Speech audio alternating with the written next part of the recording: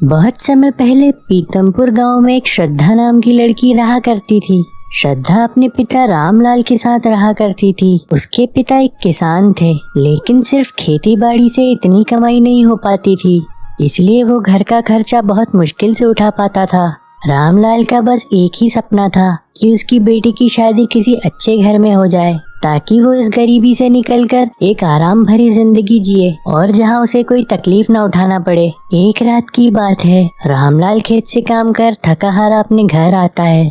अरे पिताजी, आप आ गए। मैं आप ही का इंतजार कर रही थी। मुझे खाना बनाना है और घर में कोई सब्जी नहीं है। आप जाकर मार्केट से कोई सब्जी ले आओ। बेटी, तुम आज खिचड़ी ही बना लो। आज मेरे पास इतने पैसे नहीं बचे कि मैं सब्जी लेके आ सकूं। मेरे पास जो पैसे थे वो मैं तेरी शादी के लिए जमा करवा कर आया हूँ, तभी तो मैं तेरी शादी धूमधाम से कर सकूंगा। पिताजी, मैं आपको छोड़कर कहीं नहीं जाऊंगी। अगर मैं चली गई तो आपकी देखभाल कौन करेगा? अरे पगली, बेटियों को तो एक दिन अपना घर छोड़कर अपने पति के घर जाना ही पड़ता है। वहीं उसी गांव में एक सुनील नाम का लड़का भी रहा करता था। सुनील श्रद्धा को बहुत पसंद किया करता था। श्रद्धा जब भी मंदिर जाया करती थी, वो भी उसके पीछे पीछे मंदिर जाता था। श्रद्धा भी उसे मन ही मन बहुत पसंद करती थी, लेकिन अपने पिताजी के डर की वजह से वो उससे बात नहीं करती थी। सुनील, तुम फिर से मेरे पीछे आ गए। तुमसे कितनी बार कहा है ऐसा मत किया करो। अगर मेरे पिताजी ने देख लिया तो वो मेरी जान ले लेंगे। तुम अपने पिताजी से इतना डरती क्यों हो? मैं तुम्हें पसंद करता हूँ और मुझे पता है कहीं ना कहीं तुम भी मुझे पसंद करती हो। और मैं आज ही अपनी माँ से बात करूंगा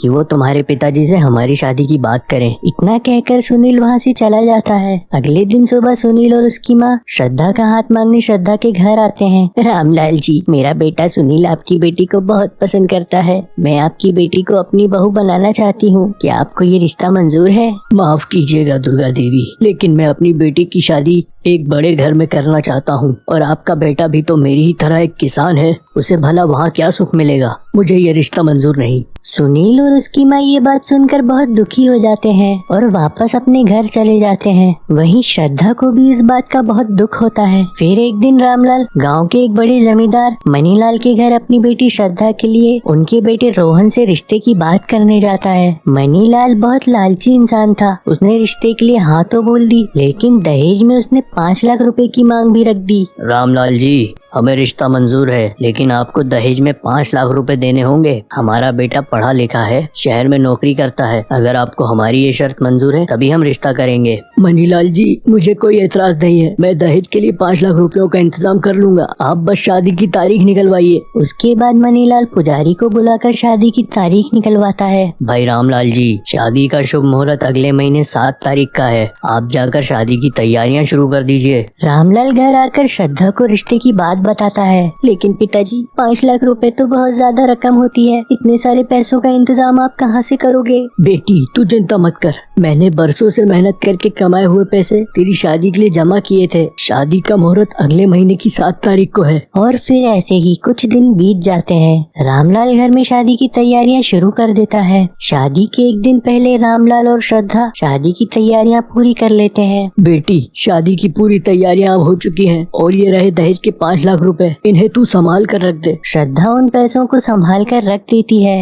और फिर शादी के एक दिन पहले रात में श्रद्धा और उसके पिताजी सो रहे होते हैं। तभी 2 चोर गांव में आते हैं। श्रद्धा के घर को जगमगाता हुआ देख चोर आपस में बातें करते हैं। वो देख, लगता है उस घर में शादी होने वाली है। वहाँ चल के चोरी करते हैं, हमें बहुत सारा माल मिलेगा। चोर चुपके से श्रद्धा के घर में घुसते हैं। उसके बाद चोरों की नजर दहेज के रुपयों पर पड़ती है और वो रुपए चुराकर भाग जाते हैं। और अगले दिन शादी का फंक्शन शुरू हो जाता है। लड़का, लड़की और उनके घर वाले सभी वहाँ मौजूद रहते हैं। तभी मनीलाल रामलाल से कहता है, अरे भाई रामलाल जी, वो दहेज के 5 लाख रुपयों का क्या हुआ? जी मनीलाल जी, वो रुपए मैंने संभाल कर रखे हैं, अभी लाकर आपको देता हूँ। फिर रामलाल दहेज के रुपयों को लेने जाता है जहाँ श्रद्धा ने वो रखे थे, लेकिन रामलाल को वहाँ पर कुछ भी नहीं मिलता। पैसों को वहाँ न पाकर रामलाल वहाँ जोर जोर से चिल्लाने लगता है। अरे मैं लुट गया, मैं बर्बाद हो गया। मेरी बेटी के दहेज के रुपए यहाँ पर रखे थे, अब वो यहाँ नहीं है। अब मैं क्या करूँ? मेरी बेटी की आज शादी है। अरे बाप रे, ये क्या हुआ?